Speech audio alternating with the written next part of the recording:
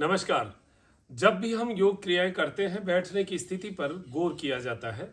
आमतौर पर सबसे सुखपूर्वक और सबसे आराम से बैठने वाला आसन होता है सुखासन। पद्मासन की स्थिति जो है वो आमतौर पर कम ही लग पाती है नए लोगों से, बिगिनर्स से। तो पद्मासन की स्थिति पर ना जाते हुए हम सुखासन की स्थिति से आगे बढ़ें। बीच में एक स्टेप और है जिसको कहते हैं अर्ध पद्मासन।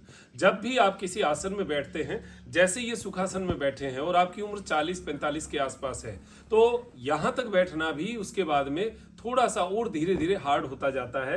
कई लोग तो नीचे नहीं बैठ पाते 50-55 की एज में। लेकिन मैं ये कहता हूं कि अगर आप सुखासन से एक स्टेप आगे बढ़े तो ज्यादा अच्छा है। वैसे तो ये पिरामिड का आकार जो है ये बैठने के लिए, ध्यान के लिए या किसी भी योगासन के लिए ये स्थिति ठीक रहती है। 6 प्रकार के ध्यानात्मक आसन है जिसमें सुखासन सबसे डाउन माना जाता है। सुखासन जो है उससे ऊपर जो है वो अर्ध पद्मासन और पद्मासन, स्वास्तिकासन, सिद्धासन और वज्रासन। वज्रासन में आमतौर पर तकिया लगा के बैठते हैं। तो ये बैठने का आसन, इससे जस्ट एक स्टेप आप आगे बढ़िए। अगर आप नियमित योग कर रहे हैं और हमेशा सुखासन में बैठे हैं तो आपको ऐसा फील नहीं होगा, मतलब उसके आसन का फायदा जो है और ज्यादा आपको लेना है। जैसे साइड वाले पोज करते हैं, ट्विस्टिंग करते हैं, ऊपर खींचने वाले आसन करते हैं, तो इससे एक स्टेप आगे कैसे बढ़ना, एक पांव को नीचे और दूसरे पांव को जस्ट इसके ऊपर।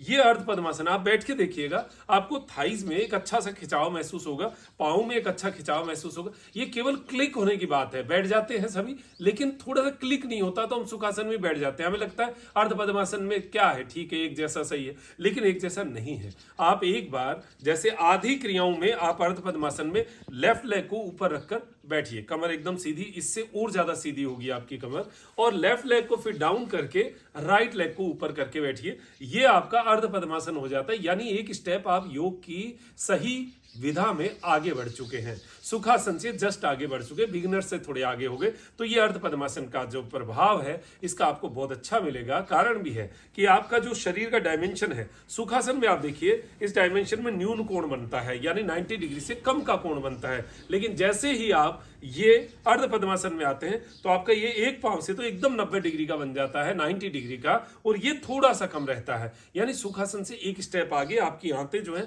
वो फ्री होंगी और ये पैर जो है पूरा फैलेगा। इस स्थिति में आप बैठते हैं तो कूल्हे की नसों में बहुत सुकून मिलता है, घुटने और पिंडलियों की स्टिफनेस में आपको कमी आएगी। ये बात छोटी सी है लेकिन गौर करके देखिएगा, 3 दिन करते ही आपको शरीर की स्टिफनेस में बहुत फर्क महसूस होगा। करके देखिएगा। नमस्कार, जय हिंद।